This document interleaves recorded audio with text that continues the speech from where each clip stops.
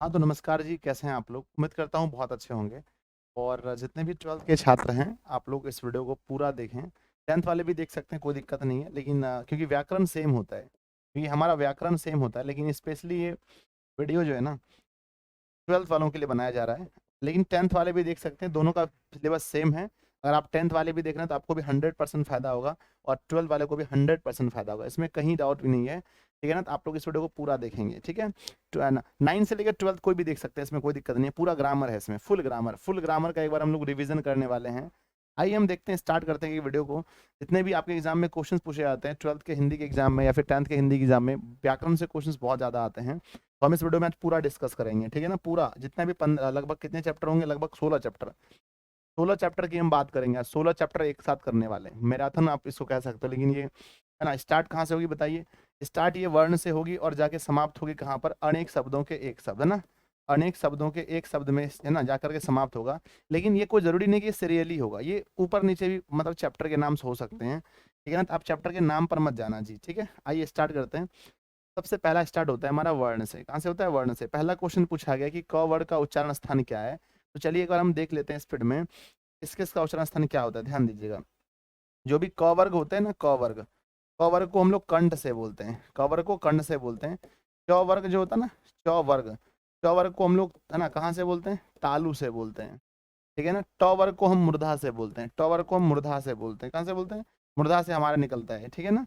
उसके बाद आता है हमारा त वर्ग को दंत से बोला जाता है, दंत से। फिर आता है प वर्ग को हम ओष्ठ से बोलते हैं, प वर्ग को कहाँ से बोलते हैं? ओष्ठ से बोला जाता है, ठीक है ना? तो इस तरह से हम आसानी से इस चीजों को कर सकते हैं। चलिए शुरू करते हैं। पहला क्वेश्चन क्या लिखा गया स्टार्टिंग में? देखिए फर्स्ट क्वेश्चन लिखा गया है हमारा कि क का उच्चारण स्थान क्या होता है? गुरुजी कंठ होता है। अगला क्वेश्चन आपके सामने आता है, प का उच्चारण स्थान क्या होता है? तो प कहाँ से बोलते हैं हम लोग? प फ ब भ कहाँ से होता है? तो ओष्ठ से बोला जाता है ना, ओठ से। अगला क्वेश्चन आता है, च कहाँ से होता है? च तो हमारा तालु से हो जाता है। अगला क्वेश्चन लिखा गया, हिंदी में स्वर्ण वर्णों की संख्या कितनी है? हिंदी में स्वर्ण वर्णों की संख्या 11 है। कितनी? 11 है। हिंदी में स्वर्ण वर्णों की संख्या 11 है, संस्कृत में 13 हो जाती है, दो दो वहां पर बढ़ जाते हैं। अगला हमारा क्वेश्चन क्या लिखा गया नेक्स्ट? सॉरी थोड़ा सा, एक सेकेंड। चलिए आगे बढ़ते हैं। नेक्स्ट हमारा क्या लिखा है कि ट वर्ग का उच्चारण स्थान क्या है? तो ट वर्ग हम लोग कहाँ से, मूर्धा से ट वर्ग बोलते हैं, ठीक है? अगला क्वेश्चन ध्यान से अगर पूरा रिवीजन कर लीजिए, सारा क्वेश्चन एग्जाम में बन जाएगा, आपको टेंशन में, पूरा का पूरा बन जाएगा। कहते हैं जी तना, तालिब श मूर्धांश दंश ह को क्या कहते हैं? तो हम देखो, यर और लव को हम अंतस्थ वर्ण कहते हैं, यर और लव को क्या बोलते हैं? अंतस्थ वर्ण। और हम इसे ऊष्म व्यंजन वर्ण बोलते हैं ना, ऊष्म ऊष्म बोलते हैं। अगला क्वेश्चन लिखा गया, अक्षत्र ज्ञा क्या होता है? तो अक्षत्र ज्ञा हमारा क्या होता है? अक्षत्र ज्ञा क्या होता है? संयुक्त व्यंजन होता है। नेक्स्ट क्वेश्चन हमारे पास आता है ना, ये क्या लिखा है, इसको देखकर बताइए कि यह कौन सा वर्ण है, हर्स्व ई है या फिर दीर्घ ई है? चैप्टर वाइज कर रहे हैं हम लोग, ठीक है? हम इसे दीर्घ ई कहते हैं, ऑप्शन नंबर बी सही होगा। अगला क्वेश्चन है, अक्षर का ना, अक्षर दो वर्ण से बना है, किससे बना है? तो क और श से मिलकर अक्षर बना होता है, ठीक है? अगला क्वेश्चन नंबर 11 देखते हैं कि व्यंजनों के अंत में हलंत लगने से उसका मान क्या होता है? व्यंजनों के अंत में अगर हलंत लग जाए तो उसका मान आधा हो जाता है। क्या होता है? आधा हो जाता है। ऑप्शन नंबर ए सही है। अगला क्वेश्चन आता है हमारा, चलिए ये था हमारा यहाँ से 11 क्वेश्चन, इस चैप्टर से 11 क्वेश्चन थे। बहुत इंपॉर्टेंट क्वेश्चन है, दो तीन क्वेश्चन मैं इसमें और ऐड कर देता हूँ। अगर आपसे पूछा जाए व्यंजन वर्ण कितने होते हैं, तो कहना जी 33 होते हैं। पूछा जाए स्पर्श व्यंजन कितने होते हैं, तो स्पर्श व्यंजन 25 होते हैं। पूछा जाए आपसे अंतस्थ व्यंजन कितने होते हैं, तो अंतस्थ व्यंजन आपके 4 होते हैं। उष्म व्यंजन कितने होते हैं, तो उष्म व्यंजन भी आपके 4 होते हैं। अयोग्यवाह कितने होते हैं, तो अयोग्यवाह की संख्या 2 होती है। आपको कुछ चीजें याद रखनी है, कितनी होती हैं? 2 होती हैं। चलिए अब स्टार्ट करते हैं, क्योंकि देखो हर चैप्टर से आपके एग्जाम में 2-3 क्वेश्चन आते हैं, 2-3 क्वेश्चन हर चैप्टर से। नेक्स्ट हमारा टॉपिक है संज्ञा। क्या है टॉपिक? क्या है? संज्ञा। अब हम लोग बचपन से ही संज्ञा पढ़ते आए हैं कि संज्ञा क्या होता है, किसी वस्तु व्यक्ति है ना, कोई भी नाम है तो हम उसे संज्ञा कहते हैं, किसी भी नाम को ही क्या कहा जाता है? संज्ञा कहा जाता है। संज्ञा कितने होते हैं? तो जी 5 होते हैं। सबसे पहले क्या होता है? जात, है ना, सबसे पहले होता है व्यक्तिवाचक, किसी खास व्यक्ति वस्तु स्थान एवं भाव के नाम को संज्ञा कहते हैं। फिर हमारा जातिवाचक आ जाता है ना, जाति आ जाता है हमारा। जाति में क्या हो जाता है हमारा? किसी किसी समूह या किसी जाति का बोध हो तो हम उसे जातिवाचक कहते हैं। फिर हमारा मान के चलो द्रववाचक, जिसको नाप या ना नापा या तौला जा सके, जिसमें वजन होता है, हम उसे द्रववाचक कहते हैं। फिर भाववाचक आता है, जिससे भाव प्रकट होता है। उसके बाद कहीं पर है ना, फिर हमारा समूहवाचक होता है, जहाँ से समूह का बोध होता है। ठीक है, तो इस प्रकार से आप आसानी से क्वेश्चन कर सकते हैं। पहला क्वेश्चन क्या लिखा है, पढ़िए। फर्स्ट क्वेश्चन लिखा गया है कि संज्ञा के कितने भेद होते हैं। संज्ञा के टोटल कितने भेद होते हैं, 5 भेद होते हैं। अगला क्वेश्चन है कि निम्नलिखित में से समूहवाचक संज्ञा कौन सा है। बस देखते चलिए इसके दो ना, तो समूहवाचक आप देख सकते हैं इसमें से कहना हमेशा समूह में होता है। नेक्स्ट क्वेश्चन लिखा गया है हमारा कि निम्नलिखित में से कौन सा शब्द व्यक्तिवाचक संज्ञा है। अब आपको व्यक्तिवाचक पर ध्यान देना है। गाय जाति है, पहाड़ बोलने से पूरी पहाड़ी आ जाती है, गंगा बोलने से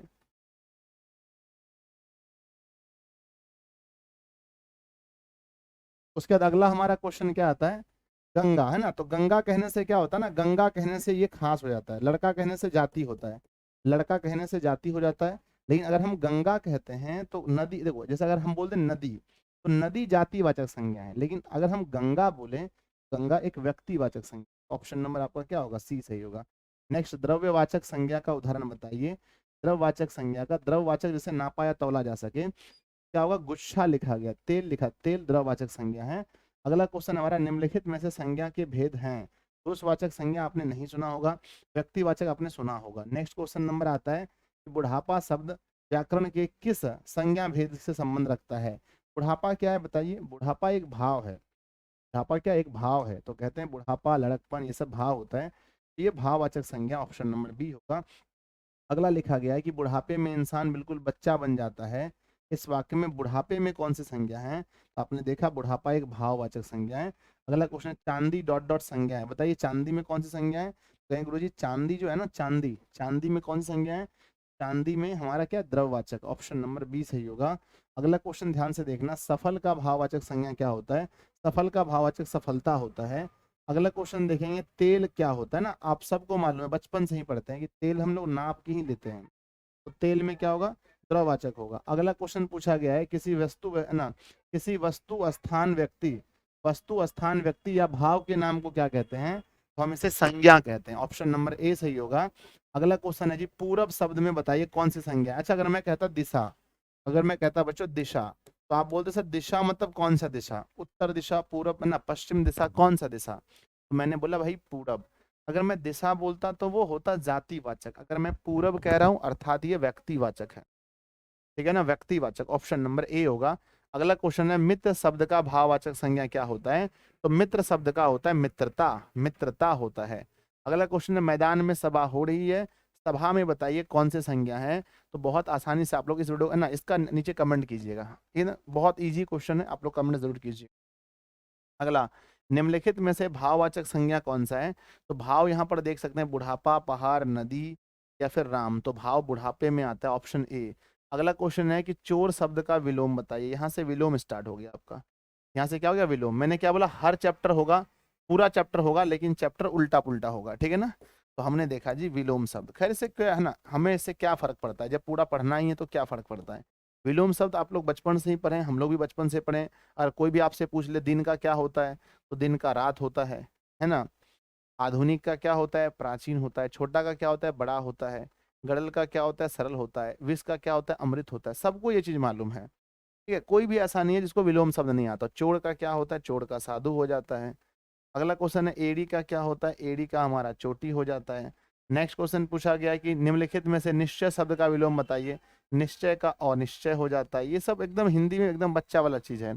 गुण का क्या होता है, गुण का उल्टा दोष हो जाता है। अगला क्वेश्चन पूछा गया है कि विधवा का क्या होता है, विधवा का उल्टा सधवा हो जाता है। एकदम आसान आसान क्वेश्चन है। बंधन का अर्थ है ना, बंधन मतलब होता है किसी को पकड़ कर रखना, और उसका उल्टा होता है मुक्त कर देना, तो मुक्ति होता है। नेक्स्ट क्वेश्चन पूछा गया है, रक्षा का क्या होता है। रक्षा मतलब होता है किसी की रक्षा करना। और आभास, भिक्षा, भक्षक, भक्षक मतलब उसको खा जाना, भक्षक होगा। अगला क्वेश्चन हमारे पास आता है, सात्विक। सात्विक का मतलब होता है जो सफेद, जो मतलब कि सादा भोजन करे, जो मांस मछली नहीं खाए। जस्ट इसका उल्टा होता है तामसिक, ऑप्शन नंबर सी होगा। अगला क्वेश्चन है, उपकार। उपकार का विपरीत शब्द बताइए। उपकार का होता है अपकार, ऑप्शन नंबर ए सही होगा। अगला क्वेश्चन है, अमावस्या का बताइए। अमावस्या का पूर्णिमा हो जाता है। नेक्स्ट क्वेश्चन है हमारा, एकता शब्द का विलोम बताइए। एकता का अनेकता होता है, ऑप्शन सी। अगला क्वेश्चन है, संयोग का क्या होता है। संयोग का वियोग हो जाता है, ये सबको मालूम है। अगला होता है वीर। क्या लिखा है, वीर का क्या होता है, कायर हो जाता है। उल्टा शब्द आपको बस बताना है, बस इसको अच्छे से एक बार देख लीजिए। कहते हैं रक्षक का क्या होता है, भक्षक होता है। रक्षक का उल्टा भक्षक होता है। नेक्स्ट है वर्तमान काल के कितने भेद है, यहाँ से काल शुरू हो गया, ठीक है ना। तो है ना, विपरीत शब्द आपके एग्जाम में पूछे जाएंगे, 2 विपरीत शब्द, ठीक है ना। मुझे पूरा भरोसा है कि आप 2 में से 2 बहुत इजीली कर पाओगे। विपरीत शब्द में कोई बड़ी बात है नहीं, आसानी से कर पाओगे। तो चलिए अब यहाँ से शुरू हो रहा है आपका काल, है ना। क्या शुरू हो रहा है, काल। आपने ऊपर में 3 चैप्टर देख लिया। पहला तो वर्ण था, पहला आपका वर्ण था, दूसरा आपका संज्ञा था, और तीसरा आपका विलोम शब्द था, ठीक है ना। अब चौथा आपका स्टार्ट हो रहा है जिसका नाम है काल। आप सभी को मालूम है ना कि क्रिया के जिस रूप से समय का बोध हो हम उसे काल कहते हैं।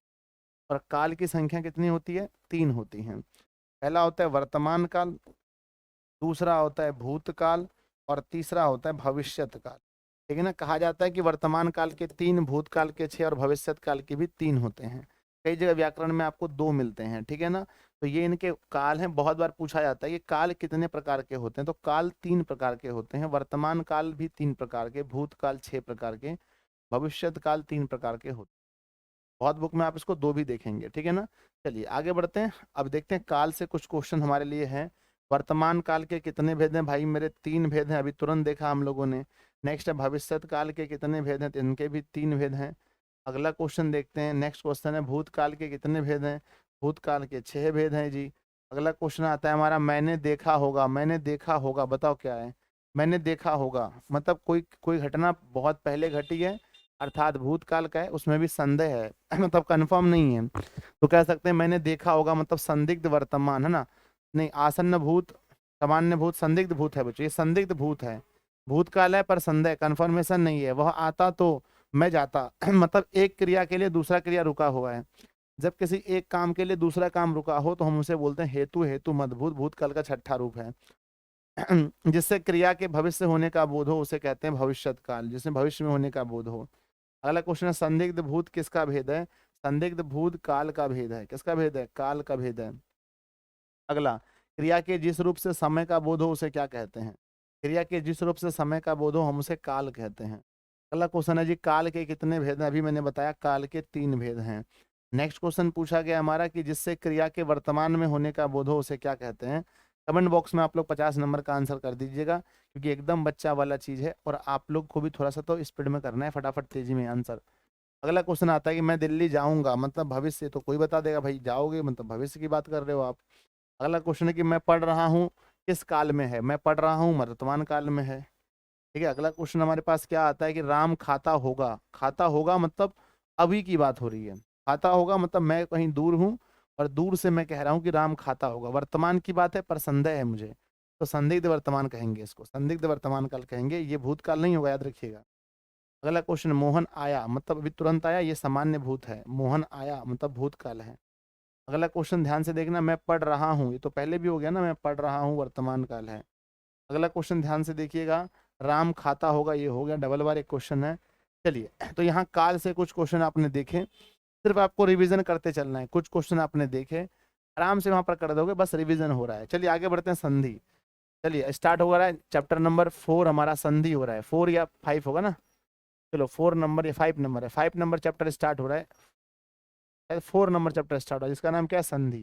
भाई बच्चों ये बताओ कि संधि क्या होता है। गुरु जी संधि में वर्णों का मेल होता है, सबसे पहले पूछा जाता है इस संधि में किसका मेल होता है, तो वर्णों का मेल होता है। संधि किसे कहते हैं, तो कहते हैं कि वर्णों के मेल से जो विकार उत्पन्न हो उसे संधि कहते हैं।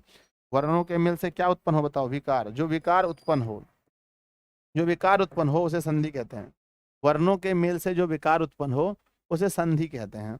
अब आप पूछोगे सर संधि कितने प्रकार के होते हैं, तो भाई मेरे संधि जो है ना टोटल 3 प्रकार के होते हैं। पहला होता है स्वर संधि, स्वर संधि 5 प्रकार के होते हैं। दूसरा होता है व्यंजन संधि, व्यंजन संधि में व्यंजन व्यंजन का मेल होता है ना, स्वर है ना, व्यंजन के साथ स्वर या व्यंजन का मेल होता है। अगला आता है विसर्ग संधि, इसके कोई भेद नहीं है, इनके नियम होते हैं, इन सभी के नियम होते हैं। विसर्ग संधि के भी क्या होते हैं, नियम, इन दोनों के नियम होते हैं, ठीक है ना। इनके सिर्फ है ना, स्वर संधि के सिर्फ 5 भेद होते हैं, याद रखिए। आइए संधि शुरू करते हैं। संगम का संधि बताइए, तो सम जोर गम बराबर होता है संगम, ये सबको मालूम होगा। अगला क्वेश्चन पूछा गया अंतःपुर का, अंतः जोड़ पूरा होता है, अंतः जोड़ पूर्ण मतलब होता है अंतःपुर, ठीक है ना। अगला क्वेश्चन लिखा गया है कि दुर्गम, क्या लिखा है, दुर्गंध, ये सिर्फ रिवीजन के लिए बैच है, ऐसा नहीं कि आप एकदम एकदम बढ़िया से सीख सकते हैं। बढ़िया सीखने के लिए आपको करना पड़ेगा फाउंडेशन, ठीक है ना, ये आपका रिवीजन है। दुर्गंध होता है दुर्जोर गंध, दुर हलंत होगा इसमें, दुर जोर गंध बराबर दुर्गंध होता है, हलंत होना जरूरी है। अगला क्वेश्चन है व्यायाम क्या होता है, वी जोर आयाम बराबर व्यायाम होता है, ऑप्शन नंबर ए सबको पता होगा। अगला क्वेश्चन है हमारा मनोहर, मनह जोड़ हर बराबर होता है मनोहर। नेक्स्ट क्वेश्चन पूछा गया संधि के कितने भेद होते हैं, संधि के 3 भेद होते हैं। नेक्स्ट क्वेश्चन है कि पंचम का क्या होता है, पम जोर चम, पम जोर चम बराबर पंचम होता है, क्योंकि जिसमें भी मोह हलंत लग जाए, जैसे संसार का है ना, संसार का क्या होता है, आप ये बात मानो हमेशा कि आपका हिंदी अच्छा है। सम और जोर सार बराबर होता है संसार। जैसे लिखता है संयोग, संयोग का क्या होगा, तो इसमें जब भी अनुस्वर वाला शब्द आता है ना, उसको मौ से तोड़ लेते हैं ना, तो सम जोड़ योग, सम जोड़ योग बराबर होता है संयोग, है ना, क्योंकि ये बना भी इसी तरह से है, जब आप पढ़ेंगे तो पता चलेगा आपको, ये व्यंजन संधि होता है। अगला क्वेश्चन है संधि के भेद नहीं है, स्वर संधि है, व्यंजन संधि है, विसर्ग संधि है, संज्ञा संधि आपने कभी नहीं सुना होगा जीवन में। अगला क्वेश्चन आता है हमारा उच्चारण का सही संधि विच्छेद कीजिए। उत जोर चारण, उत जोर चारण बराबर होता है उच्चारण, उत्त मत देना, तो हलंत होना जरूरी है, ठीक है ना। अगला स्वर संधि का उदाहरण कौन सा है, वाग्यपति मतलब होता है वाक्य जोड़पति, वाक्य जोड़पति, और जिसमें पहला ही जो है ना, पहला ही जो है हमारा व्यंजन आ जाए वो व्यंजन होता है, स्वर नहीं होता है। आच्छादन का होता है आज और छादन, आज और छादन, छादन, आज और छादन बराबर आच्छादन होता है, ठीक है ना। आच जोड़ छादन होगा, आच जोड़ आच जोड़ छादन, है ना, या फिर आदन जो भी हो, आदन, ठीक है ना, तो ये भी नहीं हो सकता है। स्वर संधि का वधुत्सव, वधु जोड़ उत्सव, सही है, वधु और जोड़ उत्सव बराबर वधुत्सव, सही है, ऑप्शन नंबर सी। पुनर्जन्म भी गलत है, क्योंकि यहाँ पुनः जोड़ जन्म होगा, तो ये हमारा विसर्ग हो जाएगा। अगला क्वेश्चन नंबर 66 देखेंगे, स्वर संधि का उदाहरण कौन सा नहीं है, गिरीश गिरिज और इस है, महेंद्र महाज और इंद्र है, एक एक भी है, वाग्यपति नहीं है क्योंकि इसमें हमारा व्यंजन संधि, ऑप्शन नंबर डी नहीं होगा। अगला क्वेश्चन देखते हैं ज्योतिर्मय का उदाहरण कौन सा है, ज्योतिर्मय, तो ज्योतिर्जोरमय है ना, ज्योति क्या लिखा है, ज्योतिर्मय लिखा है, तो ज्योतिर्मय, ज्योति ही जोरमय, ज्योति जोरमय, इसमें विसर्ग संधि होगा, ज्योतिर्मय में विसर्ग संधि होता है, ऑप्शन नंबर सी से। अगला क्वेश्चन हमारा आता है विद्यालय का, ये तो सबको मालूम है, कमेंट बॉक्स में लिख दीजिएगा विद्यालय किस का आंसर क्या होगा, कमेंट बॉक्स में लिखिएगा। अगला क्वेश्चन है दध्योदन, दधी जोर उदन, दधी जोर उदन, दधी जोर, दधी जोर ओदन, दधी जोर ओदन बराबर दध्योदन, दो के बाद ना ओ आने से यो बन जाता है, सही है। 71 नंबर क्वेश्चन है नीरव का क्या होता है, निही जोर रव, निही जोर रव बराबर होता है नीरव। नेक्स्ट क्वेश्चन नंबर 72 आता है सुक्ति क्या होता है, सु जोर उक्ति, सु जोर उक्ति बराबर होता है सुक्ति, हर्षुकार जोड़ने से द्रुगुकार हो जाता है, ठीक है ना। नेक्स्ट आगे बढ़ते हैं 73 नंबर क्वेश्चन में, नाविक का क्या होता है, नौ जोर इक, नौ जोर इक बराबर होता है नाविक, ऑप्शन नंबर ए होगा। अगला क्वेश्चन देखना बच्चों, क्या लिखा है, महोजस्वी बता, है ना, महोजस्वी का संधि विच्छेद क्या होता है, महाजोर ओजस्वी, महाजोर ओजस्वी बराबर होता है महोजस्वी, ये सब गलत है। अगला क्वेश्चन देखेंगे, पीताम्बर क्या होता है, पित्त है ना, पित्त जोर अंबर, पित्त जोर अंबर बराबर होता है पीताम्बर, स्वर संधि है इसमें, दीर्घ स्वर संधि है। अगला आता है स्वार्थ क्या क्या होता है, स्वजोर अर्थ, स्वजोर अर्थ बराबर होता है स्वार्थ, स्वजोर अर्थ से क्या हो जाता है, स्वार्थ होता है, बस आपको प्रैक्टिस करना है, देख लीजिए एक बार। संज्ञाओं अथवा नामों के बदले जिन शब्दों का प्रयोग हो उसे क्या कहते हैं, यहाँ से विशेषण है ना, आपका सर्वनाम शुरू हो रहा है, ठीक है ना, ध्यान दीजिएगा। चैप्टर नंबर आपका 6 है, नाम क्या है, सर्वनाम, 6 या 7 जो भी हो, सर्वनाम शुरू हो रहा है, यहाँ से क्या हो रहा है, सर्वनाम, ठीक है ना, ध्यान दीजिएगा। सर्वनाम क्या होता है, आप सभी को मालूम है कि संज्ञा के बदले, जैसे संज्ञा है राम, राम नहीं कह करके हम वह कह देते हैं, जैसे मेरा नाम है मान के चलो संजय, तो हम संजय नहीं कह करके मैं कह देता हूँ, मैं, तो जब नाम के बदले जिन शब्दों का प्रयोग होता है हम उसे सर्वनाम कहते हैं, नामों के बदले जिनका प्रयोग हो हम उन्हें सर्वनाम कहते हैं। इनके कितने भेद होते हैं बताओ, भेद इनके टोटल 6 भेद होते हैं। सर्वनाम के 6 भेद होते हैं, पुरुषवाचक सर्वनाम, निजवाचक सर्वनाम, निश्चयवाचक सर्वनाम, अनिश्चयवाचक सर्वनाम, और उसके बाद प्रश्नवाचक सर्वनाम, संबंधवाचक सर्वनाम, टोटल 6 सर्वनाम होते हैं। आइए देखते हैं सर्वनाम के क्या क्या क्वेश्चन है। कहते हैं संज्ञा के बदले जिनका प्रयोग हो उसे क्या कहते हैं, तो सर्वनाम कहते हैं, सिंपल सी बात है, सर्वनाम कहते हैं। अगला क्वेश्चन आपके सामने आता है कि सर्वनाम के कुल कितने भेद होते हैं, सर्वनाम के कुल 6 भेद होते हैं। अगला क्वेश्चन आपके सामने आता है, निम्नलिखित में सर्वनाम कौन सा है, अच्छा कोई सर्वनाम नहीं है, ये तो हमारा विशेषण है, माता पिता हमारा समास है, मोहन एक संज्ञा है, वह एक सर्वनाम है। अगला क्वेश्चन आता है पुरुषवाचक सर्वनाम का भेद कौन सा नहीं है, पुरुषवाचक सर्वनाम यानी अगर देखेंगे तो हिंदी में 3 पुरुष होते हैं, पहला होता है उत्तम पुरुष, दूसरा होता है मध्यम पुरुष, तीसरा होता है अन्य पुरुष। निश्चयवाचक कोई पुरुषवाचक का सर्वनाम का भेद नहीं है। अगला आता है इनमें से कौन सा अनिश्चय है, कौन सा अनिश्चय है, देख के बताइए। यह निश्चय लग रहा है ना, यह लड़का निश्चय, वह घर निश्चय है, कोई नहीं, कोई अनिश्चय है। कोई क्या है? अनिश्चय। किसने खाया ना, किसने देखा? कोई देखा होगा। कोई देखा होगा मतलब कोई निश्चित बात तो नहीं कह रहे हो आप। नेक्स्ट कहते हैं निश्चयवाचक बताओ कौन सा है? कोई अनिश्चय है, किसी अनिश्चय है, कुछ अनिश्चय है, यह निश्चय है। क्या खाओगे? कुछ खिला दो। वह जा रहा है में कौन सा सर्वनाम है? वह जा रहा है, इसमें कौन सा, वह कौन सा सर्वनाम है? वह पुरुषवाचक सर्वनाम है। ऑप्शन नंबर आपका प्रश्न गलत है, गलत है, निश्चय गलत। वह जा रहा है ना, यहाँ कोई प्रश्न नहीं है, कोई अनिश्चय वाली बात नहीं है। अब बच गया नीज। नीज भी नहीं है। नीज तब होता है ना जब ऐसा रहता है कि वह स्वयं जा रहा है, कुछ ऐसा भाव होता तब नीज होता है। यहाँ नीज का कोई बात है ही नहीं, तो हम कह सकते हैं यहाँ पर हमारा क्या है? निश्चय है कि वह जा रहा है, निश्चित बात है। अगला आता है निम्नलिखित में से कौन संबंधवाचक सर्वनाम है? संबंधवाचक जिसे संबंध का देखना, यहाँ पर संबंध किससे हो रहा है? मैं तो आपका है ना, मैं तो पुरुषवाचक है। जो, कोई अनिश्चय है, कौन? ये तो प्रश्न है। जो नहीं बोलते कि जो लड़का दौड़ रहा है वह मेरा भाई है, जो लड़की पढ़ रही है वो मेरी बहन है। तो वहां संबंध बताने के लिए हम जो सो का प्रयोग करते हैं। जो सो का प्रयोग कब करते हैं? संबंध बताने के लिए। आपको पता होना चाहिए चीज ना। अगला आगे बढ़ते हैं कि मैं ना, आपने क्या खाया? भाई मेरे क्या खाया मतलब क्वेश्चन पूछ रहे हैं क्या? प्रश्न है। यस। मैं आप चला जाऊंगा मतलब स्वयं की बात हो रही है। मैं आप चला जाऊंगा, मैं खुद लिख लूंगा, मैं खुद पढ़ लूंगा, मैं अपने आप दौड़ लूंगा, मैं अपने आप पढ़ लूंगा, मैं अपने आप नहा लूंगा।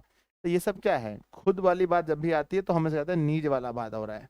अगला क्वेश्चन आता है कि पुरुषवाचक सर्वनाम के कितने भेद होते हैं? पुरुष 3 होते हैं, उत्तम पुरुष, मध्यम पुरुष, अन्य पुरुष। अंग्रेजी में पर्सन भी 3 होते हैं, first, second and third. Sanskrit में भी आपके 3 होते हैं, प्रथम पुरुष, मध्यम पुरुष और उत्तम पुरुष। यहाँ पर भी 3 होते हैं। Option number 20।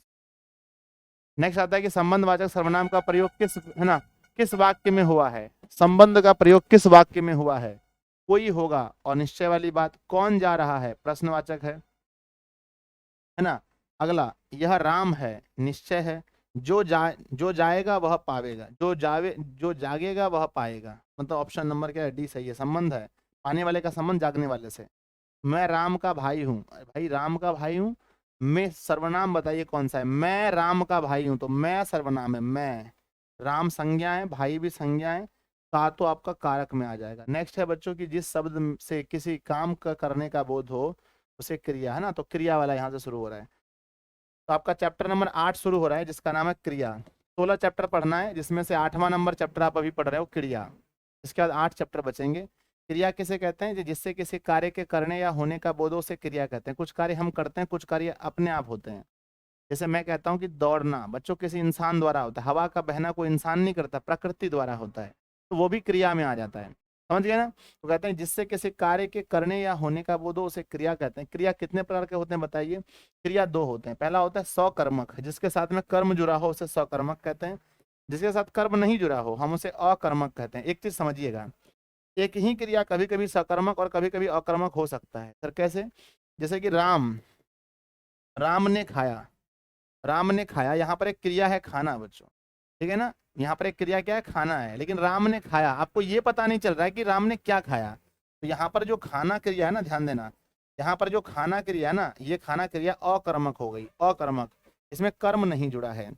अगर आपसे ये बोला जाए कि राम ने आम खाया, तो पूछोगे राम ने क्या खाया भाई? तो आम खाया। तो वहां पर जब पता चले कि क्या, जहां पर ऑब्जेक्ट रहे, जहां पर ऑब्जेक्ट रहे, जैसे अंग्रेजी में हम पढ़ते हैं ना, ऑब्जेक्ट, ऑब्जेक्ट रहे, ऑब्जेक्ट रहे तो हम उसे कहते हैं, है ना। इसे अंग्रेजी में हम ट्रांजिटिव और इंट्रांजिटिव वर्ब कहते हैं, ठीक है ना। तो आंसर क्या होगा हमारा कि सकर्मक में जिसमें कर्म लगा रहे उसको सकर्मक बोलेंगे, यहाँ जैसे लगा ना, और जिसमें नहीं लगा रहे उसे अकर्मक बोलेंगे। सिंपल सा लॉजिक है। और बहुत सारी क्रिया होते हैं, द्विकर्मक भी क्रिया होते हैं, प्रेरणार्थक क्रिया होते हैं। कहते हैं जी कि जिस शब्द से किसी काम के करना या होना प्रकट हो उसे क्या कहते हैं? उसे क्रिया कहते हैं। अगला क्वेश्चन है कि कर्म के अनुसार रचना की दृष्टि से क्रिया कितने भेद होते हैं? क्रिया 2 तरह के होते हैं। अगला क्वेश्चन आता है निम्नलिखित में सकर्मक क्रिया का उदाहरण कौन सा है? जाना। जाना मतलब कहाँ जाना? रोना। रोना बच्चों, रोना में थोड़ी होता है रोना। रोना क्या रोता है? रोना तो कभी सकर्मक नहीं हो सकता, गलत है। चिल्लाना, चिल्लाना भी गलत है। कहना गलत है। जाना, जाना सही होगा ना। जाना हमारा हो जाएगा सकर्मक, क्योंकि जाएगा इंसान तो कहीं ना कहीं तो जाएगा ना, ऐसा थोड़ी कहीं नहीं जाएगा। जब कहीं जाएगा तो वो ऑब्जेक्ट कहलाएगा, वो हमारा कर्म कहलाएगा। तो हमारा जिसमें कर्म रहे उसे सकर्मक। द्विकर्मक क्रिया का उदाहरण बताइए किसमें है? मामा ने मुझे पुस्तक दिया, इसमें 2 कर्म कहाँ हुआ? 2 कर्म होना चाहिए। मामा ने मुझे पुस्तक दिया, दीदी ने कहानी सुनाई, श्वेता पढ़ने गई, विजय सो गया। अच्छा, यहाँ पर द्विकर्मक मतलब दो कर्म ढूंढना है, ध्यान दीजिएगा।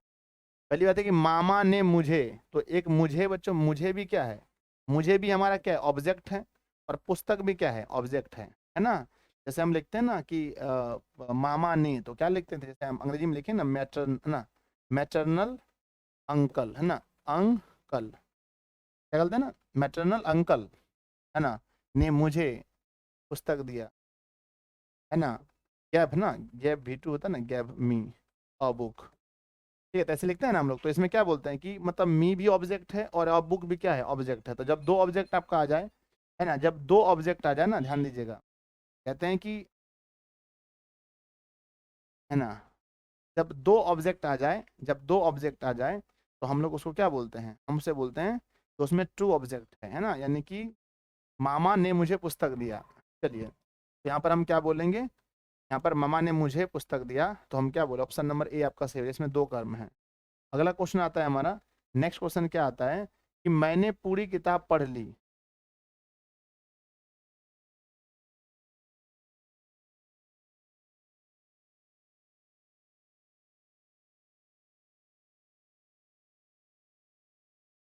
चलिए आगे बढ़ते हैं। अगला क्या आता है कि मैंने पूरी किताब पढ़ ली, इस वाक्य में ली कैसी क्रिया है, मैंने पूरी किताब पढ़ ली, ठीक है ना, द्विकर्मक है, नहीं सर, संयुक्त क्रिया है, सहायक क्रिया है, प्रधान क्रिया है। मैंने पूरी किताब पढ़ ली, ध्यान दीजिए, यहाँ पर पढ़ ली लिखा गया ना, तो पढ़ना क्या है, पढ़ना क्या है, पढ़ना सहायक क्रिया है, पढ़ना क्या है, सॉरी, पढ़ना हमारा प्रधान क्रिया है, और ली शब्द जो जुड़ा गया है, ली उसकी सहायता कर रहा है, तो यह हमारी सहायक क्रिया है। क्या है, सहायक क्रिया है। पढ़ना क्या है, प्रमुख क्रिया है ना, ठीक है ना। चलिए ठीक है, आगे बढ़ते हैं। नेक्स्ट हमारा क्वेश्चन क्या आता है, 95 हमारा स्टार्ट होता है विशेषण। क्या हो रहा है, विशेषण। चलिए, विशेषण आपका चैप्टर स्टार्ट हो रहा है। विशेषण बहुत इंपॉर्टेंट है, यहाँ से कम दो क्वेश्चन फिक्स हैं। विशेषण से आपके परीक्षा में दो क्वेश्चन फिक्स आते हैं। सर विशेषण क्या होता है, समझिएगा, थोड़ी देर, एक दो मिनट दीजिए। जो शब्द संज्ञा और सर्वनाम की विशेषता बताए, हम उसे विशेषण कहते हैं। जैसे देखिए, एक संज्ञा है राम, राम काला लिख देते हैं, राम काला है, तो राम की विशेषता क्या है कि राम काला है, तो इन्होंने संज्ञा का विशेषता बताया। जैसे मैं अपने बारे में बता रहा हूँ, मैं क्या है, सर्वनाम है, संज्ञा के बदले जिन शब्द का प्रयोग हम उसे सर्वनाम कहते हैं। मैं सर्वनाम है, मैं लंबा हूँ, मैं क्या हूँ, लंबा हूँ, तो ये मेरी विशेषता है कि मैं लंबा हूँ, मेरी विशेषता है कि मैं लंबा हूँ। यहाँ पर राम संज्ञा था, मैं सर्वनाम है, दोनों की जो विशेषता बताए हम उसे विशेषण कहते हैं, ठीक है ना। तो पहली बात है, विशेषण किसकी विशेषता बताता है, तो संज्ञा और सर्वनाम दोनों की बताता है। अगर आपसे ये पूछा जाए, ये बताओ भाई कि, है ना, कि विशेषण जिस शब्द की विशेषता बताता है हम उसे क्या कहते हैं, तो हम उसे विशेष से बोलते हैं। क्या बोलते हैं, विशेष से। जिस शब्द की विशेषता बताता है हम उसे विशेष से कहते हैं। जैसे मान लीजिए, मैं फिर से लिखता हूँ कि सांप, क्या लिखता हूँ, सांप, सांप जहरीला है, सांप जहरीला है, समझिएगा, सांप जहरीला है। तो सांप क्या है, ध्यान दीजिएगा, सांप किसी के ना, है ना, कोई ना कोई ऐसा जानवर है उसका जिसका नाम है सांप, है ना, रेंगने वाले जीव हैं, तो कहते हैं ना सांप क्या है, ये संज्ञा है, ठीक है ना। और यहाँ जहरीला क्या है, उसकी विशेषता है, विशेषता है। तो यहाँ पर विशेषता उसकी, यानी कि विशेषण शब्द यहाँ जहरीला है, लेकिन जिसकी विशेषता बताई जा रही है, किसकी विशेषता है, सांप की, तो सांप को विशेष से बोलेंगे। तो ये है हमारा विशेषण, ये है विशेष, ये है विशेषण, ये है विशेष। मैं लिखता हूँ फिर से समझिएगा, राम काला है, राम काला है, राम काला, तो ये उसकी विशेषता है, यानी कि काला विशेषण है, काला विशेषण है, लेकिन राम क्या है, राम विशेष्य है। यानी जिस शब्द की विशेषता बताया जाए हम उसे विशेष्य कहते हैं। चलिए अब बात करते हैं विशेषण कितने प्रकार के होते हैं। तो आप सभी को मालूम होना चाहिए कि विशेषण कितने होते हैं, चार होते हैं। पहला बताओ क्या होता है, पहला होता है गुणवाचक, गुण। दूसरा होता है परिमाण, गुण के बाद होता है परिमाण। तीसरा होता है संख्यावाचक, संख्यावाचक। और चौथा होता है सार्वनामिक, सार्वनामिक, है ना। काला, मोटा, लंबा, पतला, ये सब गुण है।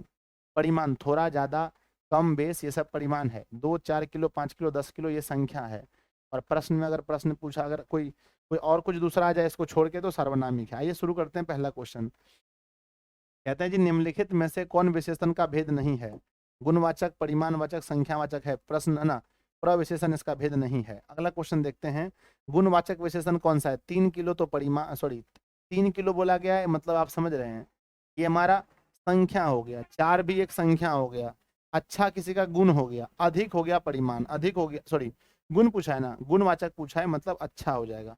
अगला क्वेश्चन ध्यान से देखना, परिमाणवाचक कौन सा है? परिमाण, सुंदर किसी का गुण होता है, थोड़ा सा परिमाण होता है, 4 भी नहीं होगा, पुराना भी नहीं होगा। नेक्स्ट क्वेश्चन देखते हैं 99 नंबर कि विशेषण की विशेषता बताने वाले शब्द को क्या बोलते हैं?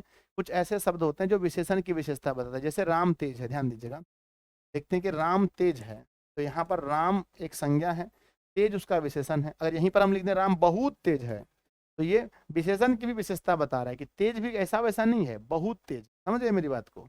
यस, तो यहाँ पर क्या हो जाएगा, तो हम इसे बोलते हैं प्रविशेषण। नेक्स्ट क्वेश्चन आता है हमारे पास कि यह गाय बहुत दूध देती है, बहुत मतलब क्या है, बहुत परिमाण होता है, परिमाण हो जाता है। अगला क्वेश्चन है कि मोटर एक है, चले सॉरी बच्चों, मोटा, मोटा, मोटा क्या होता है? मोटा किसी का गुण होता है, गुण अवगुण जो भी बोलिए। अगला क्वेश्चन आता है निम्नलिखित में कौन सा सार्वनामिक विशेषण नहीं है ना? कैसा एक सार्वनामिक विशेषण है, कौन सार्वनामिक है? कोई एक सार्वनामिक है लेकिन चतुर किसी का गुण है, तो ये हमारा गुण है, बाकी सब सार्वनामिक विशेषण है। अगला क्वेश्चन आता है निम्नलिखित में से कौन गुणवाचक विशेषण नहीं है? काली किसी का गुण है, गोल किसी का गुण है, अच्छा किसी का गुण है, कुछ सार्वनामिक विशेषण है, कुछ कुछ। अगला क्वेश्चन दिया गया है हमारा कि राष्ट्र का विशेषण क्या होता है? राष्ट्र का होता है राष्ट्रीय, राष्ट्रीय, ऑप्शन नंबर सी। अगला क्वेश्चन आता है जब कोई सर्वनाम संज्ञा के पहले आकर उसे संकेत करता हो तो उसे क्या कहते हैं? संज्ञा के पहले आ जाता है तो हम उसे क्या कहते हैं? हम उसे गुण कहते हैं, परिमाण कहते हैं, संख्या कहते हैं, सार्वनामिक कहते हैं, तो हम उसे सार्वनामिक कहते हैं, ठीक है ना? अगला आता है कोई पुस्तक ले लो, कोई पुस्तक ले लो मतलब कोई निश्चित बात नहीं है, कोई पुस्तक ले लो, सर्वनामिक बात है ना, गुण नहीं है, परिमाण नहीं है, संख्या नहीं है, सर्वनामिक है, कोई भी सर्वनामिक होता है, कोई। एक सेकंड, कोई शब्द जो है ना वो क्या होता है? सर्वनामिक होता है। अरे भाई कहाँ चले गए? हाँ,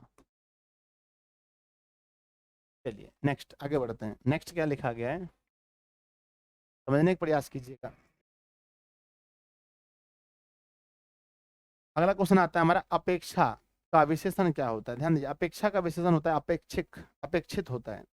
अगला क्वेश्चन लिखा गया है कि रुचि का विशेषण होता है रुचिकर। अगला हमारा लिखा गया है कारक। चलिए समाप्त हो गया, 9वां चैप्टर शुरू हो रहा है जिसका नाम है कारक। आप लोग पढ़े होंगे कारक, खूब पढ़े होंगे, और कारक से एग्जाम में क्वेश्चन बहुत आता है। क्या लिखते हैं? कारक।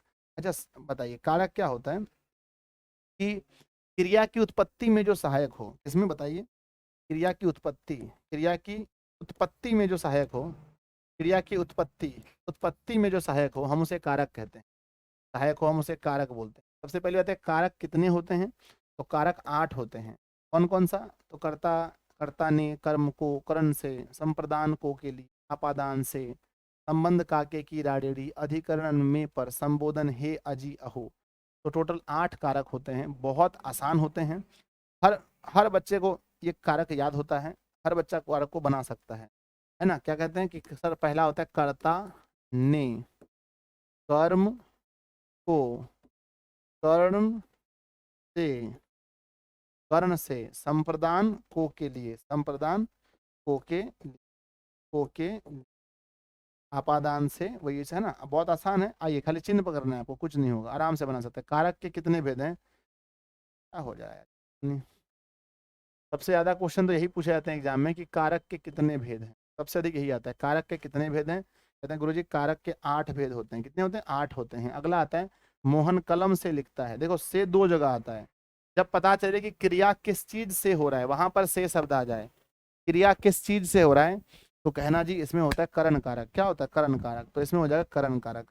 लेकिन अगर कहीं पर जुदाई का बोध हो, मीरा को गंदगी से घिरना है, मीरा को गंदगी से घिरना है, तो किसी चीज से घिरना है ना, इसमें कोई जुदाई का बोध नहीं है, हम इसमें कहेंगे करण कारक है, ऑप्शन नंबर ए। नेक्स्ट है राम ने भिखारी को पैसे दिए, कर्ता ने कर्म को, भिखारी को दिए, लेकिन जब किसी के लिए कुछ होता है ना, किसी के लिए, को या के लिए, भिखारी के लिए दिए या फिर को या के लिए, कर्ता ने कर्म को करण से संप्रदान कारक होता है, जब किसी के लिए कुछ किया जाता है तो उसमें संप्रदान होता है, रखना संप्रदान होता है, ठीक है ना? नेक्स्ट क्वेश्चन हमारा क्या आता है? गंगा गंगोत्री से निकलती है, मतलब गंगोत्री से निकलती है मतलब जुदाई हो रही है, वहां से निकल के आगे बढ़ रही है, जहाँ जुदाई का बोध हो वहां अपादान, जैसे वृक्ष से पत्ते गिरते हैं, छत से बालक गिर गया, ये शब्द में। वह कुल्हाड़ी से पेड़ काटता है, तो यहाँ किसी चीज से अगर काम किया जाए तो उसमें करण लिखिएगा, कर्ता ने कर्म को करण से। अगला आता है कर्म का चिन्ह क्या होता है? कर्ता ने कर्म को, अगला क्वेश्चन है कि पेड़ से पत्ते गिरते हैं, क्या बोला मैंने, पत्ता, पेड़ यहाँ है और पत्ता गिर के नीचे आ गया, तो जहाँ जुदाई का बोध हो तो वहां पर आपादान होता है। ऑप्शन नंबर सी, सबसे फेमस क्वेश्चन यही था। गीता ना क्या लिखा है, गीता भिखारी को भिक्षा देती है, जब भी ना किसी को दिया जाए, भिखारी को या किसी को, तो याद रखना हमेशा उसमें संप्रदान ही होगा। मैं अलमारी से पुस्तक निकालता हूँ, मतलब अलमारी यहाँ है, अब हमने पुस्तक निकाल के यहाँ रख दिया, मतलब जुदाई हो रहा है, पुस्तक एक जगह से दूसरे जगह जा रहा है, जब भी जुदाई का बोध होगा तो याद रखना आपादान होगा। Option number B. Next question है हमारे पास, स्टार्ट होता है शब्द। शब्द आप लोग पढ़ेंगे, चैप्टर नंबर 10 शुरू हो रहा है, नाम है शब्द। देखिए शब्द क्या होता है ना, कि ना वर्णों के सार्थक मेल से शब्द बनते हैं। पहला अगर पूछा जाए शब्द का परिभाषा तो क्या बोलेंगे बताइए, वर्णों के सार्थक मेल से, वर्णों के कैसे मेल से बताइए, सार्थक मेल से शब्द बनते हैं, पहली बात है। दूसरी बात है रचना या बनना, उत्पत्ति के आधार पर, उत्पत्ति के आधार पर अगर आप पूछा जाए कि शब्द कितने होते हैं, तो उत्पत्ति हुआ है 4 तरह से, है ना। एक तो कहते हैं हम लोग क्या, पहला क्या बोलते हैं हम लोग, उत्पत्ति कैसे हुआ, तत्सम, तद्भव, देशज, विदेशज, 4 होते हैं। पूछा जाए कि रचना या बनावट, रचना या बनावट के आधार पर कितना है शब्द, तो कहते हैं 3 है, रूढ़ शब्द, यौगिक शब्द और योगरूढ़ शब्द, योग रूढ़ शब्द। तो 3 तरह के होते हैं रचना या बनावट के आधार पर शब्द। अगर आपसे ये पूछा जाए कि ये है ना कि परिवर्तन के आधार पर बताइए, तो परिवर्तन के आधार पर 2 तरह के होते हैं, परिवर्तन के आधार पर 2 तरह के होते हैं, परिवर्तन के आधार पर शब्द 2 तरह के होते हैं, है ना। एक होता है विकारी शब्द और एक होता है अविकारी शब्द, विकारी और अविकारी, समझ लीजिए। तो परिवर्तन के आधार पर शब्द 2 तरह के होते हैं, विकारी और अविकारी। आइए कुछ क्वेश्चन देखते हैं। लिखा गया है कि जिन शब्दों का जन्म विदेश में हुआ है हम उसे विदेशज बोलते हैं, ऑप्शन डी। अगला क्वेश्चन लिखा है कि देश की बोलचाल में पाए जाने वाले शब्द को हम क्या बोलते हैं, देशज कहते हैं। अगला क्वेश्चन है हमारा कि निम्नलिखित में कौन सा देशज शब्द है, तो आराम, टेबुल, डॉक्टर, डिबिया, डिबिया देशज शब्द है, ये सब विदेश में नहीं होता है। ज्येष्ठ, क्या लिखा है, ज्येष्ठ का तद्भव क्या होता है, ज्येष्ठ को हम लोग क्या बोलते हैं, जेठ बोलते हैं, जेठ बोलते हैं हम लोग ना, ज्येष्ठ को जेठ बोलते नहीं, श्रेष्ठ नहीं, जेठा नहीं, जेठ बोलते हैं। ऑप्शन नंबर ए सही है। अगला क्वेश्चन है कि परिवर्तन या विकार के आधार पर, परिवर्तन के आधार पर शब्द 2 तरह के होते हैं कि विकारी और अविकारी। निम्नलिखित में कौन शब्द देशज नहीं है, लोटा अपने देश का है, पगड़ी देश का है, खिचड़ी देश का है, स्टेशन विदेश का है, अंग्रेज द्वारा बोला गया। खेत शब्द में बताइए क्या होता है, खेत हम कौन बोलता है, खेत हम लोग बोलते हैं ना, हम लोग तत्सम, तद्भव, देशज, देशज शब्द है खेत, खलिहान, ये तद्भव होना चाहिए मेरे ख्याल से, खेत संस्कृत में भी तो होता है, खेत में गायें चरती हैं, तद्भव है, तद्भव, तत्सम नहीं, तद्भव होगा, तद्भव शब्द है, ऑप्शन नंबर बी होगा। अगला क्वेश्चन लिखा गया उपसर्ग, ठीक है ना। चलिए शुरू करते हैं। उपसर्ग शब्द याद रखिएगा, उपसर्ग बहुत पूछा जाता है आपके एग्जाम में। चैप्टर नंबर 11 शुरू हो रहा है जिसका नाम है उपसर्ग। आपको रिवीजन करना है, ये रिवीजन के लिए वीडियो है, बस एक बार में तुरंत रिवीजन हो जाएगा 1 घंटे में। तो हम लोग उपसर्ग पढ़ने वाले हैं। आप सभी को पता है ना कि उपसर्ग कोई शब्द नहीं है, शब्द का अंश है, यानी उपसर्ग को हम लोग क्या बोलते हैं, शब्दों का अंश, अर्थात उपसर्ग हमारा शब्दांश है। पूछा जाए आपसे कहाँ जुड़ता है, तो उपसर्ग हमारा शब्दांश है और ये हमेशा किसी भी शब्द के पूर्व जुड़ता है, किसी भी शब्द के पूर्व मतलब पहले जुड़ेगा, किसी भी शब्द के पूर्व जुड़ता है। जैसे मान लीजिए कि कोई शब्द है मान, क्या लिखा है मान, उसमें एक हम जोड़ देते हैं अभी, क्या जोड़ देते हैं अभी, तो टोटल क्या हो गया अभिमान, है ना। अभी जोड़ने से क्या हो जाता है, अभिमान हो जाता है, समझ रहे हैं मेरी बात को। तो कहते हैं कि उपसर्ग क्या होता है, वैसा शब्दांश होता है, उपसर्ग क्या होता है, शब्दांश होता है जो शब्दों के पूर्व जुड़कर शब्द का अर्थ बदल देता है। और ये सबसे आसान होता है, आपके एग्जाम में 3 ठो से 4 ठो पूछा जाता है, 3 से 4 नंबर यहाँ से फिक्स है खाली उपसर्ग में। पूछा गया अनुवाद में प्रयुक्त होता है, अनुवाद मतलब आगे में क्या लगा, अनु, याद रखना अणु। अगला क्वेश्चन देखिए सर, आप ये बताइए सर इसमें अ काहे नहीं होगा, अब हम बताइए सर काहे नहीं होगा। अगर अ इसमें अगर हम निकाल दें बच्चा जी, तो सिर्फ बचता है नुवाद, नुवाद का कोई मतलब नहीं होता। तो कहते हैं कि निकालने के बाद जो आप छोड़ते हैं उसका भी कोई मतलब बचना चाहिए, मतलब उसका बचेगा तभी आपका सही होगा, समझ गए आप लोग। कहते हैं कि प्रतिकूल में कौन सा उपसर्ग है, तो प्रति उपसर्ग है, ऑप्शन बी। नेक्स्ट हमारा मान में कौन सा उपसर्ग लगेगा, परामान गलत होगा, कुमान गलत होगा, खमान गलत होगा, अभिमान सही हो जाएगा। नेक्स्ट क्वेश्चन है हमारा कि उपसर्ग का प्रयोग होता है शब्द, है ना, शब्द के आरंभ में, सही है, मध्य में, अंत में नहीं, शब्द के आरंभ में होता है। अगला क्वेश्चन हमारा लिखा है उत का उपसर्ग बताइए, उत से बनता है उत्कर्ष, उत से उपवन, उत्पन्न, उत जो उत्पन्न नहीं, उत्साह नहीं बनता है, उत्कर्ष बनता है।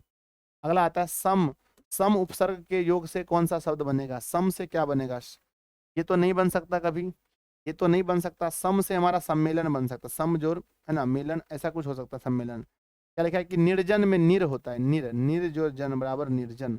नेक्स्ट आता है कि उस शब्दांश को क्या कहते हैं जो किसी शब्द के पूर्व जुड़कर उस शब्द को, है ना, उस शब्द का अन्य विशेष अर्थ प्रकट करता है। जो पूर्व जुड़ता है यानी शुरू में जुड़ता है, हम उसे उपसर्ग बोलते हैं, ऑप्शन ए। अगला क्वेश्चन आता है कि प्रतिदिन में कौन सा उपसर्ग होता है? प्रतिदिन में प्रति उपसर्ग होता है। नेक्स्ट क्वेश्चन आपके सामने आ रहा है कि अनपढ़ शब्द में कौन सा उपसर्ग है? अनपढ़ मतलब अन शब्द पहले आ गया। अगला क्वेश्चन है प्र उपसर्ग से कौन सा शब्द बनेगा? तो प्र से प्रबल बनता है। रुक जा, प्र से ना, प्र से प्रबल बन सकता है, प्रगति बन सकता है, प्रकृति बन सकता है, सभी बन सकता है। ऑप्शन नंबर डी सही होगा। अगला क्वेश्चन है परिश्रम से कौन सा बनेगा? तो पड़ी बनेगा, ऑप्शन ए सही है। अगला क्वेश्चन है कि अधिकार से क्या बनेगा? अधि बनेगा, ऑप्शन सी सही है। अगला क्वेश्चन आता है जो शब्दांश शब्दों के अंत में जुड़कर अर्थ में परिवर्तन लाए क्या कहलाते हैं? जो अर्थ में परिवर्तन ला दें अंत में जुड़कर, क्या बोलता है? अंत में जुड़कर, अंत में जुड़कर, यानी यहाँ से प्रत्यय शुरू हो गया आपका, क्या हो गया? प्रत्यय। आइए शुरू करते हैं, चैप्टर नंबर लिखते हैं 12। चैप्टर का नाम है जी प्रत्यय। क्या नाम है चैप्टर का? नाम प्रत्यय। अच्छा, प्रत्यय क्या है सर? प्रत्यय भी शब्दों का अंश है। प्रत्यय भी शब्दों का अंश है। प्रत्यय भी शब्दों का अंश है, यानी यह शब्दांश है। शब्द के कहाँ जुड़ते हैं? तो अंत में जुड़ते हैं। शब्द के अंत में जुड़कर उसका अर्थ बदल देते हैं। अच्छा, प्रत्यय कितने प्रकार के होते हैं अगर आपसे पूछा जाए तो कहना भाई प्रत्यय दो तरह के होते हैं। पहला होता है तद्धित प्रत्यय ना, पहला होता है कृत प्रत्यय, पहला होता है कृत प्रत्यय, और दूसरा होता है तद्धित प्रत्यय। तद्धित प्रत्यय, तो प्रत्यय की संख्या टोटल दो है। प्रत्यय की संख्या कितनी है? दो है। एक कृत होता है, एक तद्धित होता है। अगला कहते हैं कि जो शब्दांश शब्दों के अंत में जुड़े हम उसे प्रत्यय बोलते हैं। शुरू में जुड़ता तो उपसर्ग। तो कहते हैं कि प्रत्यय के कितने भेद होते हैं? तो प्रत्यय दो तरह के होते हैं, कृत प्रत्यय और तद्धित प्रत्यय। अगला क्वेश्चन आता है लिखाई में कौन सा प्रत्यय? तो लिख जोर आई, आई प्रत्यय होगा। ऑप्शन खाई नहीं जी, आई प्रत्यय। हाँ, खाई बोल। बस थोड़ा सा आपका कॉमन सेंस होना चाहिए। क्या कहते हैं समान शब्द में कौन सा प्रत्यय है? समान शब्द में, समान आन ना, समान शब्द में, अरे क्या लिखा है? समान शब्द में कौन सा प्रत्यय लगेगा ये पूछा है, सॉरी। समान शब्द में अगर हम आ लगा दें तो समाना हो जाएगा, गलत। समानी गलत, समाइक गलत, समानता सही हो जाएगा। 3 नंबर सही है। अगला क्वेश्चन है कि गुणवान शब्द में कौन सा प्रत्यय प्रत्ययवान अंतिम में लगा? गुण जोर वान, वान हो जाएगा, ऑप्शन नंबर डी। नेक्स्ट, मिलावट में आवट होता है, मिल है ना, मिल जोर आवट होता है, आवट, ऑप्शन नंबर हो जाएगा सी। अगला क्वेश्चन है अंतिम में, अंतिम अंत जोर तीम होता है, ईम होता है, ईम। हर सही है ना, हर सही और म होगा, ईम हो जाएगा, ऑप्शन सी। नेक्स्ट क्वेश्चन है भारतीय शब्द में कौन सा प्रत्यय लगेगा? भारतीय, भारतीय में कौन सा शब्द लगा है पूछा है, सॉरी। भारतीय, भारत, भारत, और इसमें हर्षिकार और य लगाया है ना, दीर्घिकार और य, दीर्घिकार और य लगाया, तो हम लिखेंगे दीर्घिकार और य शब्द लगाए हैं, दीर्घिकार और य, ऑप्शन नंबर ए। नेक्स्ट, आई से क्या बनेगा? लड़ाई, सिलाई, पढ़ाई, सब तो आई से बनता है। नेक्स्ट, अग्रजा शब्द में है ना, अग्रजा, अग्रज जोर आ, सिर्फ आ लगा है इसमें, आ सिर्फ इसमें आ प्रत्यय लगा है, अग्रजा। नेक्स्ट, वास्तविक में क्या होता है? वास्तव जोर इक, हर्षई को, एक हर्षिकार है ना। नेक्स्ट, विद्वान शब्द का पर्यायवाची बताइए। अब शुरू हो गया पर्यायवाची शब्द, चैप्टर नंबर 13। चैप्टर नंबर 13 शुरू हो गया जिसका नाम है पर्यायवाची। क्या नाम है? पर्यायवाची। आप सभी को मालूम होगा जब एक के शब्द का अलग अलग नाम बोला जाए तो हम उसे पर्यायवाची कहते हैं। जैसे मान लीजिए कोई लिखा है जल, कोई बोलता है जल, कोई एकड़े बोलता है पानी, कोई एकड़े बोलता है पे, कोई एकड़े बोलता है पेय, कोई एकड़े बोलता है सुधा, कोई एकड़े ना, सॉरी, कोई एकड़े बोलता है नीर, कोई एकड़े बोलता है अमृत, कोई एकड़े बोलता है ना, मतलब अलग अलग तरह का नाम होता है एक के चीज का। कोई है ना, हम लोग बोलते हैं आंख, कोई इसी को बोलता है नेत्र, कोई इसी को बोलता है चक्षु, कोई इसी को बोलता है नयन, चक्षु, कोई इसी को बोलता है नयन, कोई इसी को बोलता है दृष्टि, दृष्टि, कोई इसी को बोलता है लोचन, लोचन, है ना। कोई है ना, कोई बोलता है घर, घर को कोई बोलता है निवास, इसको कोई बोलता है महल, इसको कोई बोलता है झोपड़ी, इसको कोई बोलता है कुटिया, इसको कोई बोलता है रेन बसेरा। बहुत कुछ अलग अलग नाम बोला जाता है एक ही चीज का। समझ गया कि नहीं समझ गए? यस। पर्यायवाची पूछा गया है, विद्वान का पर्यायवाची शब्द क्या होता है? विद्वान को हम और क्या बोल सकते हैं? आत्मज, मनीषी, आर्यपुत्र, दिनकर, दिनकर तो नहीं बोलेंगे। विद्वान को क्या बोला जा सकता है? आत्मज, मनीषी, एक बार इसको देखना पड़ेगा, सॉरी। चलो नेक्स्ट, अगला क्वेश्चन क्या आता है हमारा कि लक्ष्मी का पर्यायवाची। लक्ष्मी को हम लोग क्या बोलते हैं? लक्ष्मी को रमा, विष्णुप्रिया, पार्वती, लक्ष्मी को पार्वती भी कहा जाता है, ऑप्शन नंबर डी सही हो जाएगा। नेक्स्ट है हमारा घोड़ा को क्या बोलते हैं? घोड़ा को तुरंग, बाजी, घोटक। नेक्स्ट, आम का क्या होता है? आम को हम लोग रसाल भी बोलते हैं, ऑप्शन नंबर ए सही होगा। नेक्स्ट है कि पाठशाला को हम लोग विद्यालय कहते हैं, पाठशाला विद्यालय है, सदन नहीं कहते, सदन तो घर को कहा जाता है। नेक्स्ट है सूरज का क्या होता है? सूरज को हम लोग रवि, है ना, सूरज को हम क्या बोलते हैं, शशि, शशि मतलब चंद्रमा होता है। रवि मतलब रवि, दिनकर, भास्कर, ठीक है ना। तो सूरज को हम दिनकर बोल सकते हैं क्या, एक सेकंड रुकिए।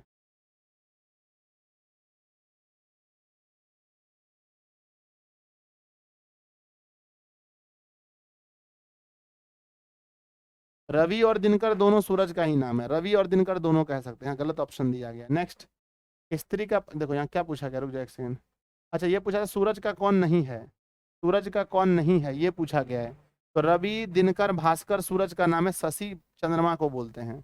अगला, स्त्री का पर्यायवाची शब्द कौन सा नहीं है, नारी बोल सकते हैं हाँ, महिला बोल सकते हैं हाँ, वनिता बोल सकते हैं हाँ, नारी को वसुधा थोड़ी बोलेंगे, वसुधा नहीं बोलते। अगला कहते हैं वसुधा मतलब होता है पृथ्वी। हाथी का पर्यायवाची शब्द बताइए, हाथी को हम लोग क्या बोलते हैं, गज बोलते हैं। नेक्स्ट क्वेश्चन देखते हैं, घोड़ा का क्या होता है, घोटक होता है। नेक्स्ट, पत्नी का क्या होता है, पत्नी को हम लोग क्या बोलते हैं, तनुजा नहीं, वामा। पत्नी को आत्मजा, आत्मजा नहीं होता है, अब वामा बोल सकते हैं।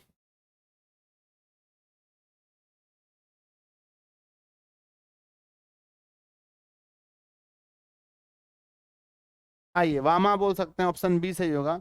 नेक्स्ट है हमारा, पहाड़ को क्या बोलते हैं, पहाड़ को पर्वत बोल सकते हैं। अच्छा कौन सा नहीं है ये पूछा है, पहाड़ को पर्वत बोल सकते हैं, धरा बोल सकते हैं, गिरी बोल सकते हैं, नीर मतलब जल हो जाता है। अगला क्वेश्चन है कि मंदाकिनी का अर्थ क्या होता है, मंदाकिनी का अर्थ होता है, मंदाकिनी का पर्यायवाची होता है गंगा।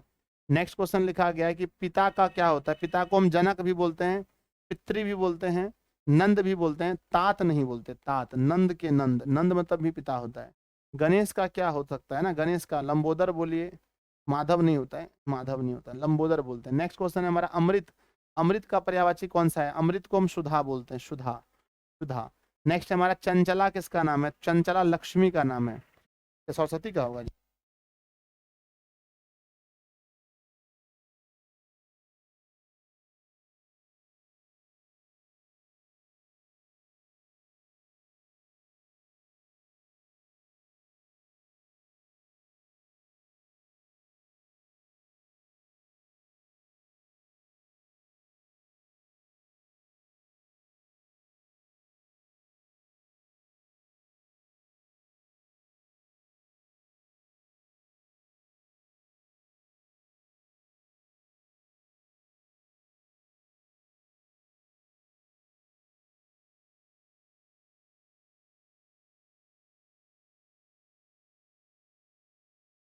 नेक्स्ट क्वेश्चन हमारा कि महिला का पर्यायवाची बताइए, महिला को हम नारी बोल सकते हैं, ठीक है ना। अगला क्वेश्चन देखते हैं, नेक्स्ट क्वेश्चन हमारा आता है, निम्न में आंख का पर्यायवाची शब्द क्या होता है, आंख को लोचन, विलोचन, दृष्टि, है ना। नेक्स्ट क्वेश्चन आता है हमारा मुहावरे, ठीक है ना, चैप्टर नंबर 14 शुरू हो रहा है यहाँ से, 14 नंबर चैप्टर है जी मुहावरे। आपके एग्जाम में 3 क्वेश्चन पूछे जाते हैं, 2 या 3 मुहावरे से, 2 या 3 क्वेश्चन आते हैं। हम उम्मीद करते हैं कि आपको मुहावरा सब याद होगा, 10th में हम लोग पढ़े थे बहुत चीजें जी, ठीक है ना। कहते हैं कान देना, ध्यान देना, 9 2 11 होना, भाग जाना, है ना, आँख आना मतलब नींद आना, बहुत सारी चीजें हैं। आँख पर चढ़ना मतलब सामने आ जाना, मतलब सिर उठाना मतलब विरोध में खड़ा होना, है ना। एक एक एकता होना मतलब क्या कहते थे, या सॉरी एक एक एक होना मतलब, सॉरी एक एक 11 होना मतलब एकता होना, 9 2 11 होना मतलब भाग जाना, चंपत होना मतलब भाग जाना, हाथ साफ करना मतलब चोरी करना। बहुत कुछ हम लोग 10th में पढ़े हैं, वही सब चीज देखना है यहाँ पर। 9 2 11 होना का अर्थ क्या होता है, भाग जाना, ऑप्शन नंबर बी सही है।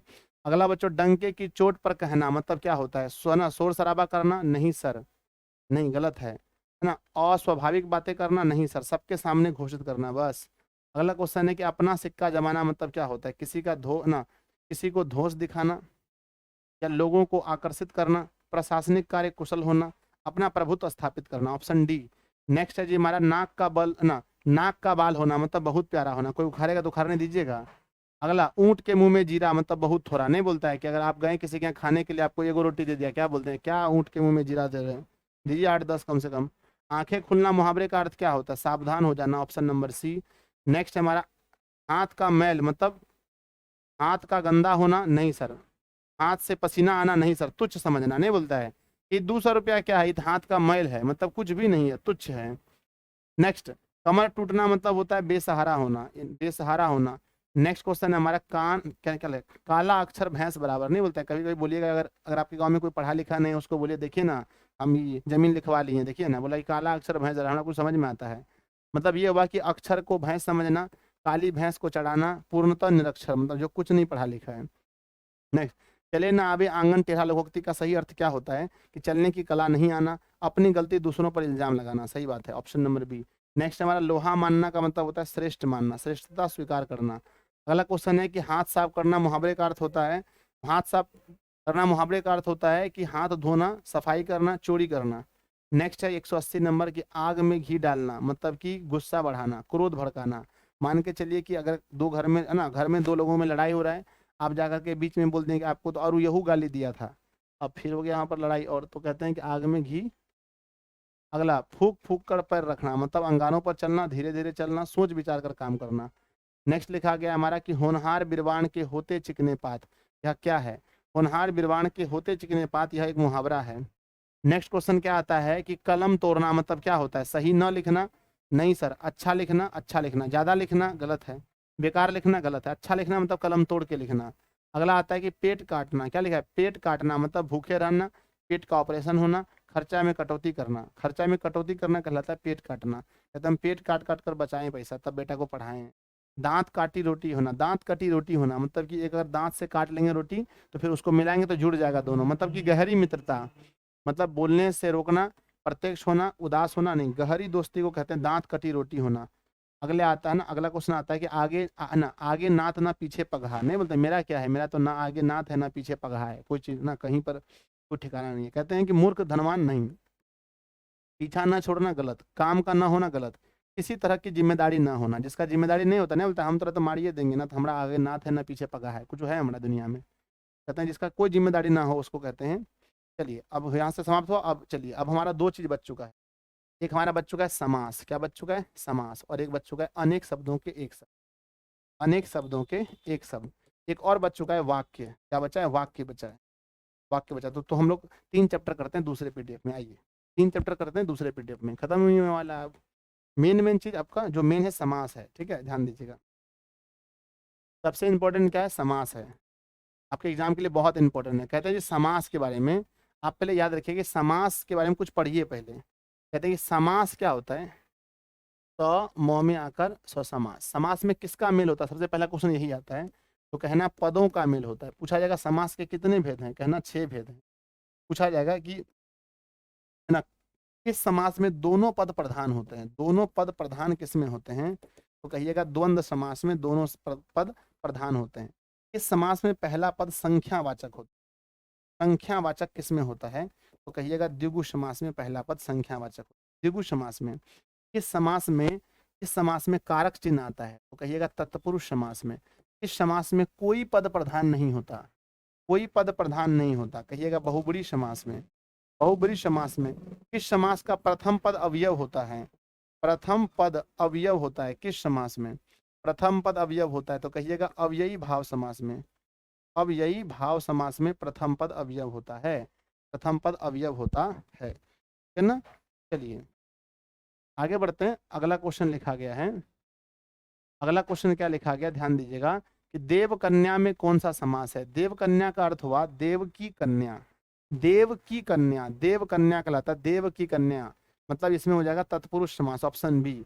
अगला क्वेश्चन है निडर में कौन सा समास है? नी लिखा गया, पहला पद है ना, पहला पद कोई ना कोई क्या है? अवयव है, मतलब इसमें अवयवी भाव समास होगा। अगला क्वेश्चन होता है कि पंचानन, पंचानन मतलब संख्या आ गया ना, जहाँ संख्या आ जाए उसमें द्विगु होता है, यहाँ तो पंचानन का द्विगु है भी नहीं, क्या पंचानन लिखा गया है। पंचानन कर्मधारय तत्पुरुष समास, पंचानन तत्पुरुष समास भी नहीं होगा, अब यही भाव समास का ऑप्शन ही नहीं दिया है इसमें। अब बचा बहुब्री और कर्मधारय। तो पंचानन जो है ना वो किसी देव के लिए प्रयोग हुआ है, तो यहाँ पर बहुब्री समास होगा। जैसे गजानन होता है, दशानन होता है। थोड़ा बहुत है ना, थोड़ा बहुत, थोड़ा बहुत कौन सा समास है जिसमें हैप्पन लग जाए उसमें अव्ययी भाव, उसमें क्या होता है? द्वंद्व समास। जैसे माता पिता आपने सुना होगा, जैसे माता पिता, भाई बहन, इन सभी चीजों में क्या होता है? द्वंद्व समास होता है। अगला क्वेश्चन है कि त्रिभुज में कौन सा समास है? त्रिभुज मतलब देखिए यहाँ पर संख्या आ गया, त्रिभुज, त्रिभुज में कौन समास है? तो कहते हैं सर जिसमें संख्या आ जाए उसमें द्विगु हो जाता है। अगला देशभक्त में, देश के लिए भक्त यानी कि कारक आ जाएगा, तत्पुरुष समास। अगला क्वेश्चन आता है आपके सामने कि नीलकमल, नीलकमल पूछे तो कर्मधारय समास, नीलकमल कर्मधारय समास होता है। नीलकमल, पीताम्बर, उसका देवात्मा, या फिर पूछे महात्मा। अगला चतुर्भुज पूछा है, संख्या है ना, चतुर्भुज संख्या आ जाए तो द्विगु समास हो जाए। अगला क्वेश्चन है गंगा जल, मतलब गंगा का जल, तत्पुरुष समास। अगला क्वेश्चन पूछा गया है कि यथाशक्ति, मतलब कि शक्ति ना, यथाशक्ति, यथागत, यथाकर्म, ये सब में क्या होता है? पहला हमारा क्या है, पहला ही हमारा क्या आ जाता है? अवयव, और जिसमें पहला अवयव आ जाए हम उसे अव्ययी भाव समास बोलते हैं। अगला क्वेश्चन है कि अज्ञान शब्द का कौन सा समास है? अज्ञान देखो, जिससे भी ना नकारात्मक बुद्धि पैदा हो, ज्ञान का मतलब वह सकारात्मक, अज्ञान नकारात्मक, उसमें नज समास होता है। ये है ना समाज का विशेष रूल है, ये इसको भेद में नहीं जोड़ते हैं, ये समास का विशेष रूल है, विशेष रूल है, इसे नज समास कहा जाता है, ऑप्शन सी। अगला क्वेश्चन है कि लंबोदर शब्द में कौन सा समास है? लंबोदर, लंबोदर गणेश के लिए प्रयोग होता है, अर्थात यह बहुब्रीहि समास है। अगला हमारा क्वेश्चन आता है प्रत्येक शब्द में कौन सा समास है? प्रत्येक शब्द भी एक प्रकार का अवयव जुड़ा है इसमें, तो अब यही भाव समास होगा। अगला क्वेश्चन लिखा है भाई बहन में क्या होगा? तो भाई बहन में द्वंद्व समास होता है, सबको पता है, जिसमें भी हप्पन लग जाए। बेमन, बेमन पूछा गया, तो यहाँ पर मन एक सकारात्मक है, बेमन नकारात्मक है, तो नज समास हो जाएगा। अगला क्वेश्चन लिखा गया है कि देवालय मतलब देव के लिए आलय, देवालय, शिवालय, भोजनालय, रसोई घर, गंगाजल, इस सब में तत्पुरुष समास होता है। नेक्स्ट है ना मुख चंद्र, मतलब कि चंद्र के समान मुख, जिसका मुख चंद्र के समान है ऐसे कहते हैं मुख चंद्र या चंद्र मुख कहते हैं, ठीक है ना। इसमें क्या होता है? कर्मधारय समास होता है। अगला क्वेश्चन आता है सेनापति मतलब सेना का पति, जिसमें कारक चिन्ह आ जाए। अगला क्वेश्चन क्या आता है हमारा? राजगृह मतलब राज का गृह, ऑप्शन नंबर ए तत्पुरुष समास। ने किस समास में दोनों पद प्रधान होते हैं? दोनों पद प्रधान होता है द्वंद्व समास में, माता पिता, भाई बहन, राधा कृष्ण, दाल भात रोटी सब्जी, ठीक है ना। नेक्स्ट, अब यही भाव समास में, अब यही भाव समास में ना प्रधान होते हैं, अब यही भाव समास में पूर्व पद नहीं, पूर्व पद नहीं, उत्तर पद प्रधान होते हैं, option number B. Next question क्या आता है? द्वंद्व समास है, दशानन नहीं है, प्रेम सागर नहीं है, दशानन में बहुब्रीहि है ना, बहुब्रीहि समास है, प्रेम का सागर यानी तत्पुरुष समास, दिन रात में द्वंद्व समास, प्रतिदिन में अव्ययी भाव समास। अगला क्वेश्चन आता है हमारा तत्पुरुष समास का उदाहरण कौन सा नहीं है? तो राजपुत्र ये तत्पुरुष समास है, गपन पवन पुत्र तत्पुरुष समास है, वनवास है, चौराहा नहीं है, क्योंकि चौराहा में, चौराहा मतलब चार राहों का समूह, मतलब द्विगु समास। कौन सा समास? द्विगु समास। नेक्स्ट क्वेश्चन क्या आता है कि कर्मधारय समास कौन सा नहीं है? कर्मधारय कमल नयन कर्मधारय है, नीलांबर है ना, कर्ण सर्प है, कौन सा नहीं है? चवन्नी नहीं है, क्योंकि इसमें द्वंद्व समास है, द्विगु समास है, सॉरी। नेक्स्ट हमारा कि कर्मधारय समास कौन सा? चतुर्भुज में चार भुजाओं का समूह, ये तो नहीं होगा। ऋषिपुत्र में तत्पुरुष है, चंद्रमुख में कर्मधारय समास है, वनवास में आपका तत्पुरुष समास है। आगे अगला क्वेश्चन क्या आता है? खत्म हो गया जी, ठीक है। तो समास को थोड़ा अच्छे से देख लीजिएगा, कहीं और अगर वीडियोस आपको देखनी पड़े, मेरी वीडियोस बहुत सारी है, तब उसको देख लीजिए। चलिए अंतिम चैप्टर शुरू करते हैं, जिसका नाम है, अंतिम नहीं और दो चैप्टर है, क्या? अनेक शब्दों के एक शब्द। कहता है ना कि किसी को पूरा लंबा शब्द नहीं कह करके एक के बाद बोलिए। जैसे कोई चुराता है तो उसको क्या बोलते हैं, है ना, कि रे पैसा चुराने वाला, उसको रे पैसा चुराने वाला मत बोलिए, डायरेक्ट चुड़वा बोलिए, ठीक है ना, समझ गए। यानी कि कोई बड़ा शब्द बोल करके, है ना, क्या बोलता है कि बच्चों को पढ़ाने वाला, ध्यान दीजिए, है ना, या फिर विद्यार्थियों को पढ़ाने वाला, ध्यान दीजिए। अगर हम पूरा शब्द बोलें कि विद्यार्थियों को पढ़ाने वाला, अगर हम पूरा शब्द बोलें पढ़ाने वाला, अगर हम पूरा बोलें, कि नहीं बोल के हम इक्के को शब्द बोल दें, इक्के को शब्द बोल दें शिक्षक, तो नहीं हो जाएगा? बोलो हाँ या ना। यस, हो जाएगा। तो जब हम पूरा शब्द नहीं बोल के इक्के शब्द बोलते हैं, इसी के लिए होता है अनेक शब्दों के लिए एक शब्द, अनेक शब्दों के लिए एक शब्द। आइए हम अनेक शब्दों के लिए एक शब्द करते हैं। पहला क्वेश्चन ध्यान से देखिएगा, कहते हैं कि जिसके शेखर पर चंद्र हो उसे कहते हैं चंद्रशेखर। अगला क्वेश्चन आता है कि सिर से पड़े, क्या बोलते हैं? सिर से पड़े, सिर से पैर तक, सॉरी, सिर से पैर तक मतलब आना, अजानु बाहु, लंब बाहु, आप है ना, क्या अपाद मस्तक, पाद मस्तक। देखो पाद मस्तक मतलब ध्यान दें क्या बोला कि सिर से पैर तक, तो सिर पहले होता है अपाद मस्तक, नहीं पाद मस्तक। पाद मतलब पैर, मस्तक मतलब सिर, है ना। तो ऑप्शन नंबर क्या होगा? डी, पाद मस्तक। अगला क्वेश्चन ध्यान से देखें, जो कुछ नहीं जानता, जो कुछ नहीं जानता हम उसे बोलते हैं, है ना, अल्पज्ञ मतलब जो कम जानता है, बहुज्ञ मतलब बहु जानता है, जो जो जो सब कुछ जानता है उसे सर्वज्ञ बोलते हैं। सर्वज्ञ नहीं होगा, अल्पज्ञ नहीं होगा, बहुज्ञ नहीं होगा, अज्ञ हो जाएगा, क्योंकि कुछ जानता ही नहीं है। अगला क्वेश्चन, जिसका जन्म पीछे हुआ है हम उसे अनुज बोलते हैं, नाम अनुज रख देते हैं। अगला, जिसका जन्म दो बार हुआ है उसे द्विज बोला जाता है, दोबारा जन्म हुआ तो द्विज बोलते हैं उसको। अगला क्वेश्चन आता है हमारा सत्य के लिए आग्रह मतलब सत्याग्रह, सत्याग्रह सत्य के लिए आग्रह। अगला, कम खाने वाला को क्या बोलते हैं? कम खाने वाले को अल्पज्ञ बोला जाता है, अल्पज्ञ, अल्पज्ञ, है ना, अल्पज्ञ नहीं, अल्पज्ञ अल्पहारी बोला जाता है, सॉरी अल्पहारी, अल्पहारी मतलब कम खाने वाला, ठीक है ना। सर्वाहारी मतलब सब कुछ खाने वाला, मांसाहारी मतलब मांस खाने वाला, शाकाहारी मतलब शाक खाने वाला। कहते हैं कि जो कुछ नहीं जानता उसे क्या अज्ञ बोलते हैं। दोबारा आ गया, अगला क्वेश्चन आता है जी कि जिसके शेखर पर चंद्र हो, चंद्रशेखर। जो पढ़ के अधीन हो, पराधीन, जो पढ़ के अधीन हो उसे क्या बोलते हैं, पराधीन बोलते हैं, जो पढ़ के अधीन है। अगला समान उदर, यानी कि समान मतलब एक ही पेट से जन्म लेने वाला क्या कहलाता है, सहोदर कहलाता है। आप भाई जो हैं, जो एक मतलब कि एक के पेट से जन्म लिए उसे सहोदर। आप बोलते हैं ना वो मेरा भाई है, तो बोलते हैं कौन भाई है, सहोदर है कि चचेरा है, तो सहोदर मतलब एक के पेट से जन्मा है, ठीक है। नेक्स्ट, याचना करने वाला याचक कहलाता है, याचना करने वाला हमेशा याचक कहलाता है। अगला चलिए हो गया समाप्त, यहाँ से अनेक शब्दों की एक साथ तैयारी हो जाएगी। चलिए अंतिम आपका बच चुका है क्या, अंतिम बच चुका है वाक्य। वाक्य देखिए क्या होता है कि शब्दों का ऐसा समूह जो पूर्ण अर्थ बताए या पूर्ण तर्क दे, हम उसे वाक्य कहते हैं। शब्दों का ऐसा समूह जो पूर्ण तर्क दे, पूर्ण तर्क दे, हम उसे वाक्य कहते हैं। वाक्य तीन तरह के होते हैं, बोलो कौन कौन सा। पहला होता है गुरुजी सरल, दूसरा होता है संयुक्त, दूसरा क्या होता है संयुक्त, और तीसरा होता है मिश्र। तीन तरह के वाक्य होते हैं, सरल, संयुक्त और मिश्र होते हैं। ठीक है, अगर कोई कोमा नहीं लगा है, और नहीं लगा है, एवं नहीं लगा है, तो हम इसे सरल बोलेंगे। अगर कोमा लग गया, ध्यान दीजिएगा, और लग गया, सॉरी और लग गया, और एवं लग करके अगर जोड़ा गया, जोड़ के बनाया गया है वाक्य, तो हम उसे संयुक्त कहेंगे। अगर कॉमा लगा है तो हम उसे मिश्र बोलेंगे। क्या बोलेंगे, मिश्र। तो शब्द है ना, तो सॉरी, तो वाक्य तीन तरह के होते हैं, सरल, संयुक्त और मिश्र होते हैं, ठीक है ना। तो वाक्य भी अगर एग्जाम में आएगा तो बता देते हैं। अगर जैसे लिखा है कि राम जाता है, ये कौन वाक्य है, राम जाता है, सरल वाक्य है, सरल है। दूसरा बोला जाए कि उसने कहा, उसने कहा, उसने कहा, उसने कहा, और क्या भी, उसने कहा और किया भी। उसने कहा मतलब एक क्रिया है, और किया भी, यहाँ पर दो और से जोड़ा गया है।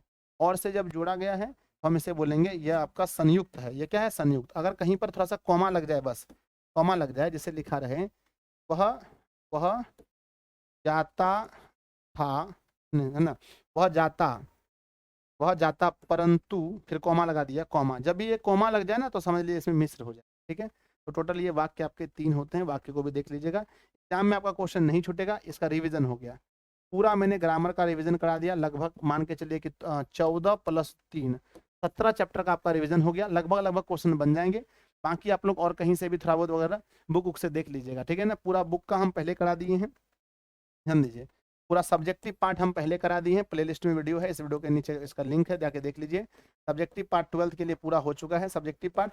अब सिर्फ बचा है बुक का ऑब्जेक्टिव। तो बुक का ऑब्जेक्टिव में एक वीडियो आएगा, है ना, एक या दो वीडियो हम बुक का ऑब्जेक्टिव का लेके आएंगे, बाकी आपका पूरा खत्म हो जाएगा। धन्यवाद जी, आप लोग पढ़ते रहिए, हंसते रहिए, मुस्कुराते रहिए, खूब अच्छे से मेहनत कीजिए। जब भी आपका पेपर है, पेपर अच्छे से दीजिए, आपकी तैयारी बेहतर होगी। धन्यवाद।